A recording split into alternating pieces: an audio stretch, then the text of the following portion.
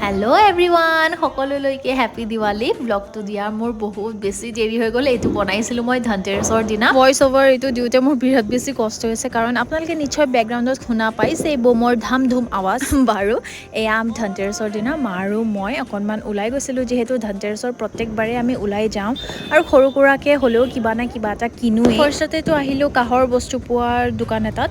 ইয়াৰ পৰা মাৰ সৰু সুৰাকৈ পূজাৰ ৰুমৰ কাৰণে কিবা বস্তু ল'বলগীয়া আছিলে, চ' তাকেই চালে, লগতে ল'লেও বাৰু।